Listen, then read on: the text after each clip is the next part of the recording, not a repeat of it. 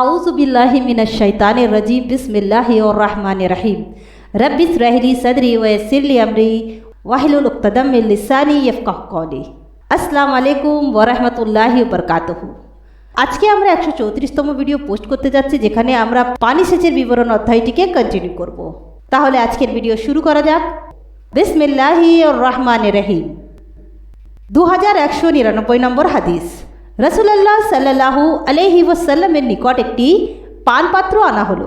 তিনি তা হতে পান করলেন।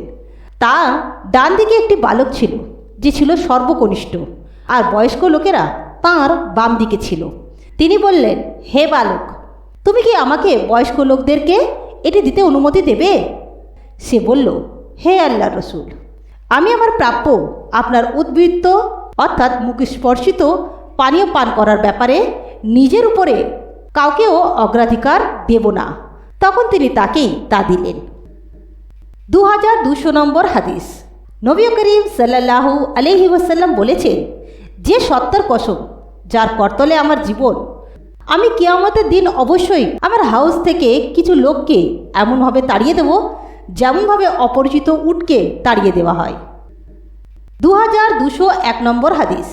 হযরত ইবনে আব্বাস রাদিয়াল্লাহু তাআলা আনহু থেকে বর্ণিত, নবী করিম সাল্লাল্লাহু আলাইহি ওয়াসাল্লাম বলেছেন, ইসমাইলের মাতা অর্থাৎ হাজেরার উপর আল্লাহ তাআলা রহম করুন, কেননা যদি তিনি জমজমকে অবস্থায় ছেড়ে দিতেন এবং তা থেকে আজলা ভরে পানি না নিতেন, তবে তা একটি প্রবাহিত ঝর্ণায় পরিণত হতো। জুরহম গোত্রের লোকেরা তার নিকট এসে বলল, আপনি কি আমাদেরকে আপনার নিকট থাকবার অনুমতি দেবেন? তিনি অর্থাৎ হাজরা বললেন, হ্যাঁ, তবে পানির উপর তোমাদের কোনো অধিকার থাকবে না। তারা বলল, তাই হবে। 2202 নম্বর হাদিস। হযরত আবু হুরায়রা রাদিয়াল্লাহু তাআলা আনহু থেকে বর্ণিত, নবী করিম সাল্লাল্লাহু আলাইহি ওয়াসাল্লাম বলেছেন, আল্লাহ তাআলা কিয়ামতের দিন 3 শ্রেণীর লোকের সাথে কথা বলবেন না এবং তাদের প্রতি তাকাবেনও না। 1, যে ব্যক্তি তার পণ্যদ্রব্যের ব্যাপারে মিথ্যা কসম করে বলে যে তা অধিক মূল্যে বিক্রি হচ্ছিল, কিন্তু তবুও সে তা বিক্রি করেনি। 2, যে ব্যক্তি কোনো মুসলমানের সম্পদ হস্তগত করার জন্য আসর নামাজের পর মিথ্যা শপথ করে। এবং 3, যে ব্যক্তি তার নিষ্প্রয়োজনীয় উদ্বৃত্ত পানি লোককে দেয় না। আল্লাহ বলবেন যে, আজ আমি তোমার প্রতি অনুগ্রহ করব না, কেননা তুমি নিজের প্রয়োজন অতিরিক্ত পানি অপরকে দাওনি, অথচ তা অর্থাৎ পানি তোমার সৃষ্টি ছিল না। শুধুমাত্র আল্লাহ তার রসুল ছাড়া অন্য কারোর সংরক্ষিত চারণভূমি থাকতে পারে না। 2203 নম্বর হাদিস। সাদ ইবনে জাসসাম রাদিয়াল্লাহু তাআলা আনহু থেকে বর্ণিত, রাসূলুল্লাহ সাল্লাল্লাহু আলাইহি ওয়াসাল্লাম বলেছেন, কেবলমাত্র আল্লাহ ও তার রসুল ছাড়া অন্য কেউ চারণভূমি সংরক্ষণ করতে পারে না। তিনি বলেন, আমরা জানতে পেরেছি নবী করিম সাল্লাল্লাহু আলাইহি ওয়াসাল্লাম নাকি নামক চারণভূমি সংরক্ষণ করেছিলেন, আর উমর রাদিয়াল্লাহু তাআলা আনহু সারাফ ও রাবাজার চারণভূমি সংরক্ষণ করেছিলেন। নদী, নালা, খাল, বিল থেকে মানুষ এবং চতুষ্পদ জন্তুর পানি পান করা। 2204 নম্বর হাদিস। আবু হুরায়রা রাদিয়াল্লাহু তাআলা আনহু থেকে বর্ণিত, রাসূলুল্লাহ সাল্লাল্লাহু আলাইহি ওয়াসাল্লাম বলেছেন, ঘোড়া কারোর জন্য সওয়াব, কারোর জন্য ঢাল এবং কারোর জন্য গুনার কারণ। সেই ব্যক্তির জন্য সওয়াব যেটাকে আল্লাহর পথে জিহাদের উদ্দেশ্যে বেঁধে তার রশি এমন লম্বা করেছিল যে সে চারণভূমি ও বাগানের যেখানে ইচ্ছা চড়তে পারে।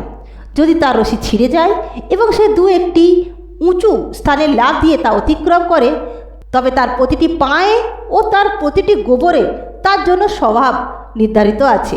আর সে কোনো নহর অতিক্রম করলে এবং মালিকের ইচ্ছে ছাড়া তা থেকে পানি পান করলে তার জন্য সে স্বভাব পাবে। আর সে ব্যক্তির জন্য ঢাল, যে তার অর্থ প্রাচুর্যের জন্য ভিক্ষা করা থেকে বাঁচার জন্য বেঁধে রাখে এবং আল্লাহ থেকে নির্ধারিত তার গ্রীবা ও পিঠের হক আদায় করতে ভুল করল না। আর সে ব্যক্তির জন্য গুনার কারণ, যে তাকে অহংকার ও লোক দেখানো কিংবা মুসলমানদের সঙ্গে শত্রুতার উদ্দেশ্যে বাঁধল। আর রাসূলুল্লাহ সাল্লাল্লাহু আলাইহি সাল্লামকে গাধা সম্পর্কে জিজ্ঞেস করা হলে তিনি বললেন, এ সম্বন্ধে আমার উপর কোনো ওহী নাজিল হয়নি, তবে এ বিষয়ে পরিপূর্ণ ও অতুলনীয় আয়াত রয়েছে। যেমন, যে ব্যক্তি অতি নগণ্য পরিমাণও ভালো কাজ করবে সে তা দেখতে পাবে। 2205 নম্বর হাদিস। হযরত যায়েদ ইবনে খালিদ রাদিয়াল্লাহু তাআলা আনহু হতে বর্ণিত, তিনি বলেন, এক ব্যক্তি রাসূলুল্লাহ সাল্লাল্লাহু আলাইহি ওয়াসাল্লামের নিকট এসে কুড়িয়ে পাওয়া জিনিস সম্পর্কে প্রশ্ন করল।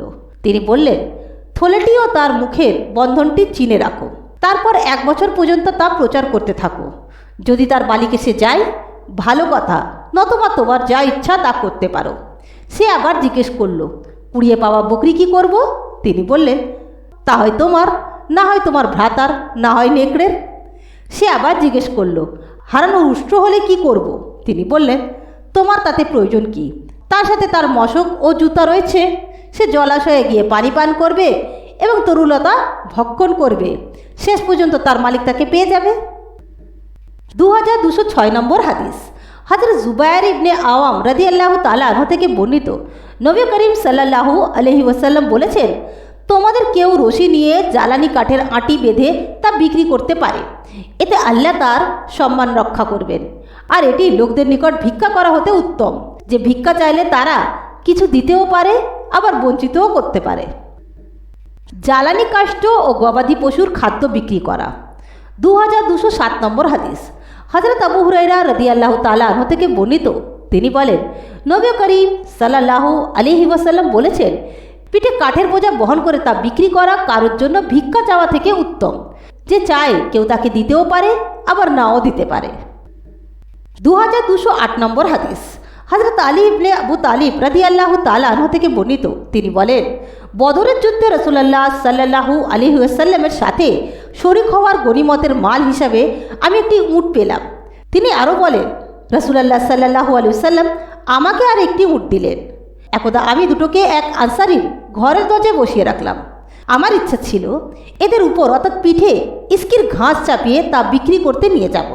আমার সঙ্গে বনু কাইনুকার এক স্বর্ণকার ছিল। আমি এভাবে ফাতিমার সাথে আমার বিয়ের ওয়ালিমা করতে সক্ষম হব। তার ঘরে হামজা ইবনে আব্দুল মুত্তালিব শরাব পান করছিলেন, আর তার সঙ্গে একটি গায়িকাও ছিল। সে বলল, হে হামজা, মোটা উটগুলো নিয়ে নাও। অতঃপর হামজা তরবারি নিয়ে উট দুটির উপর ঝাঁপিয়ে পড়লেন ও তাদের কুঁচ কেটে ফেললেন, আর পেট ফেড়ে কলিজা বের করে নিলেন। বর্ণনাকারী বলেন, আমি ইবনে সিহাবকে জিজ্ঞেস করলাম, কুঁচ কি করা হলো? তিনি বললেন, এটা কেটে তিনি নিয়ে গেলেন। আলী রাদিয়াল্লাহু তাআলা আনহু বলেন, এই দৃশ্য দেখে আমি ঘাবড়িয়ে গেলাম এবং রাসূলুল্লাহ সাল্লাল্লাহু আলাইহি ওয়াসাল্লামের নিকট গমন করলাম। তার নিকট তখন যায়েদ ইবনে হারেসা রাদিয়াল্লাহু তাআলা আনহু উপস্থিত ছিলেন। আমি রাসূলুল্লাহ সাল্লাল্লাহু আলাইহি ওয়াসাল্লামকে সংবাদটি জানালাম। তিনি যায়েদ সহ বের হলেন, আমিও তাঁর সাথে চললাম। তিনি হামজার নিকট উপস্থিত হয়ে অত্যন্ত রাগান্বিত হলেন। তাদেরকে দেখে হামজা মাথা তুলে বললেন, তোমরা বাপদাদার গোলাম বই তো নও। এই অবস্থা দেখে রাসূলুল্লাহ সাল্লাল্লাহু আলাইহি ওয়াসাল্লাম পিছিয়ে হটে তাদের নিকট চলে এলেন। জায়গির প্রদান করা। 2209 নম্বর হাদিস। হযরত আনাস রাদিয়াল্লাহু তাআলা আনহু থেকে বর্ণিত, তিনি বলেন, নবী করিম সাল্লাল্লাহু আলাইহি ওয়াসাল্লাম আনসারদেরকে বাহরাইনে কিছু জায়গির দিতে চাইলেন। তারা বললেন, যে পর্যন্ত না আপনি আমাদের মুহাজির ভাইদেরকে আমাদের মতো জায়গির দিচ্ছেন, আমাদেরকেও সে পর্যন্ত তা দিবেন না।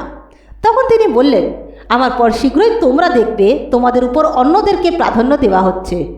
তখন তোমরা আমার সঙ্গে মিলিত না হওয়া পর্যন্ত মৃত্যু পর্যন্ত ধৈর্য ধারণ করবে। উষ্ট্রের হক। 2210 নম্বর হাদিস। আবু হুরায়রা রাদিয়াল্লাহু তাআলা আনহু থেকে বর্ণিত, নবী করিম সাল্লাল্লাহু আলাইহি ওয়াসাল্লাম বলেছেন, পানি পান করার স্থানে দুধ দহন করা উষ্ট্রির হক। 2211 নম্বর হাদিস। হযরত আব্দুল্লাহ রাদিয়াল্লাহু তাআলা আনহু থেকে বর্ণিত, তিনি বলেন, রাসূলুল্লাহ সাল্লাল্লাহু আলাইহি ওয়াসাল্লামকে বলতে শুনেছি, যে ব্যক্তি রেণু প্রবিষ্ট করবার পর গাছ ক্রয় করবে তার ফল বিক্রেতা পাবে, তবে যদি ক্রেতা শর্ত করে তবে সে পাবে। আর যে ব্যক্তি মালদার গোলাম খরিদ করবে সে মাল বিক্রেতা পাবে, কিন্তু ক্রেতা শর্ত করলে ক্রেতাই পাবে। অন্য এক বর্ণনায় এ কথা শুধু ক্রীতদার সম্বন্ধে উল্লেখ আছে। বাগানের বা খেজুর বনে কোনো লোকের চলার পথ কিংবা পানির কূপ থাকা। 2212 নম্বর হাদিস। হযরত যায়েদ ইবনে সাবিত রাদিয়াল্লাহু তাআলা আনহু থেকে বর্ণিত, তিনি বলেন, নবী করিম সাল্লাল্লাহু আলাইহি ওয়াসাল্লাম আন্দাজ করে গাছে থাকা কাঁচা খেজুর বিক্রয়ের অনুমতি দিয়েছেন। 2213 নম্বর হাদিস। জাবের ইবনে আব্দুল্লাহ রাদিয়াল্লাহু তাআলা আনহু থেকে বর্ণিত, তিনি বলেন, নবী করিম সাল্লাল্লাহু আলাইহি ওয়াসাল্লাম দালালি, ভাগ চাষ আন্দাজ পরিমাণ নির্ধারণ, জমির ফসল ও গাছের ফল বিক্রি করতে এবং ফল পুষ্ট হওয়ার আগে তা বিক্রির অনুমতি দিয়েছেন। 2214 নম্বর হাদিস।